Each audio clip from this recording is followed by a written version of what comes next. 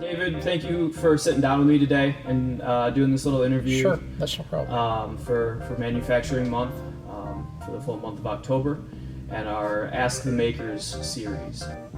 Hello, and welcome to episode 2 of Ask the Makers from Obsidian Manufacturing.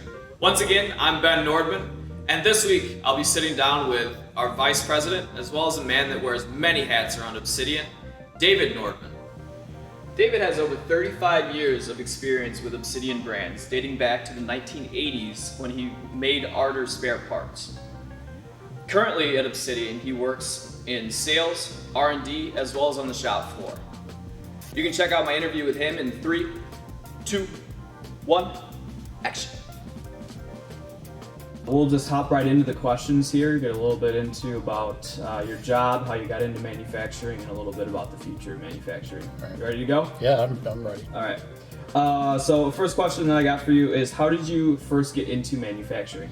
Actually, my father-in-law was, he was a great man. Gave me a chance to get a job in the machine shop, and that's where I started out. I didn't know anything about machining when I first started. I didn't even know how to read a 0 to 1 micrometer. So it was a huge learning curve from there, and I started out in the machine shop basically, and running a bandsaw is kind of my first job. So that's where I started out. What is the biggest difference or differences that you've seen in manufacturing now as compared to back then? Automation, whether it's machining or it's just unbelievable how it's grown from robotics to CNC machines.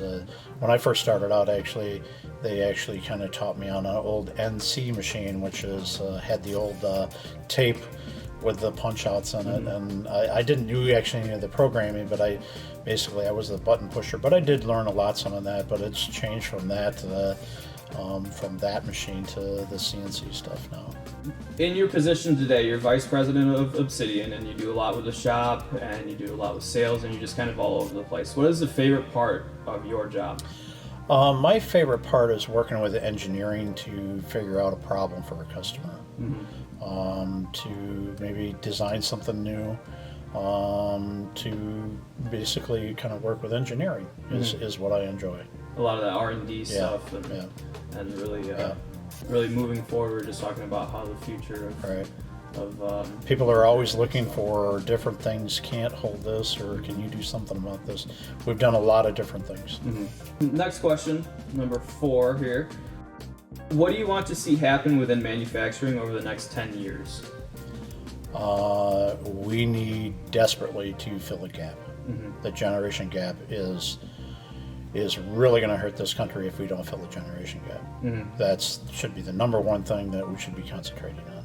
And what are some ideas that you would... We need to start educating. We need to bring back these shop classes believe it or not, in middle school classes. When I was going through school, we had shop classes in 7th and 8th grade. Those have been eliminated years ago. I don't even believe now in high school, of course all my kids are grown out of high school, I don't believe there's any machine shop classes. There might be some